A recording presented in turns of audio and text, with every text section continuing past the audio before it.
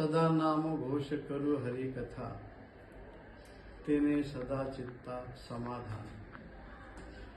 सर्व प्राणीमात्राच्या सुखाकरता, आनंदाकरता नामस्मरण हाच एक फार मोठा रामबाण उपाय संतांनी आपल्यासमोर ठेवलेला आहे।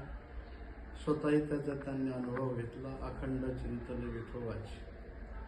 आणि त्याच माध्यमातून एक कीर्तन परंपरा, अखंड हरिनाम सप्ताची परंपरा सर्व ज्ञानोबा तुकोबरापासून आतापर्यंत आपण हे सर्व करून राहिलेलो आहोत। यामध्ये सर्व बांधव एकत्र येऊ शकतात। समाजामधला जो दुरावा आहे तो दूर होते, अंतःकरणातला ईश्वरभाव वृद्धिंगत होत राहतो। म्हणून कीर्तन चांग होय अंग हरिरूप। कीर्तन म्हणजे निरूपणीय आहे, कीर्तन म्हणजे चिंतनीय आहे। संतांनी दोन्ही पद्धतीने आपल्या समोर ठेवलेलं आहे।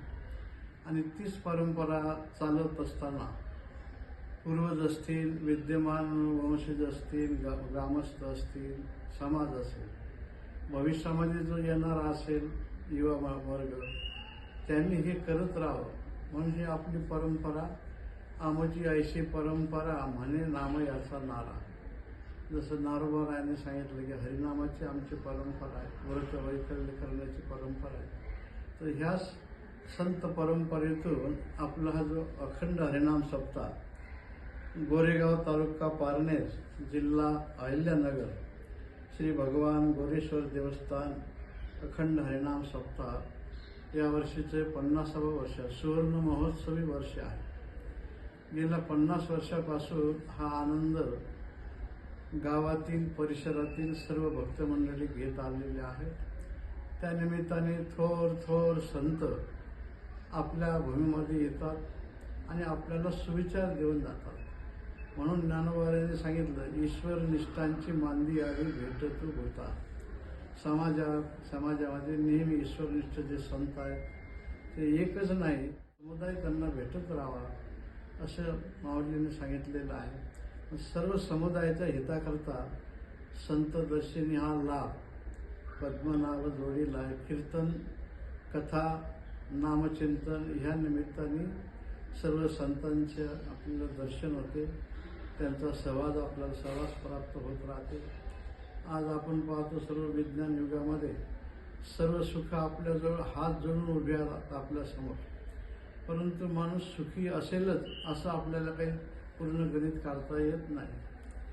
मग सुख प्राप्त होण्याकरता हा सत्संग असतो। या सत्संगामध्ये अखंड हरिनाम सप्ताहामध्ये गेल्या 50 वर्षापासून हे आपण सर्वांनी अनुभवलेलं आहे। गावातील सर्व प्रतिष्ठित मंडळी, आपल्या पूर्वजांनी ते आतापर्यंत केलं, आपण करून राहिलेले आहात आणि आपले सर्व हे दृश्य पाहून युवा पिढीसुद्धा तेच करत राहणार आहे।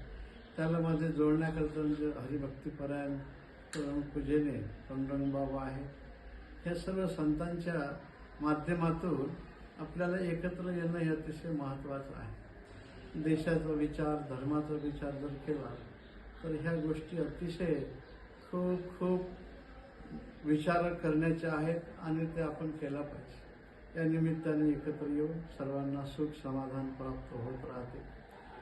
काही नव्हे केले एका चिंतिता विठ्ठले, विठ्ठलाच्या चिंतनाने काय केलं तर होत नाही, सर्वच होते।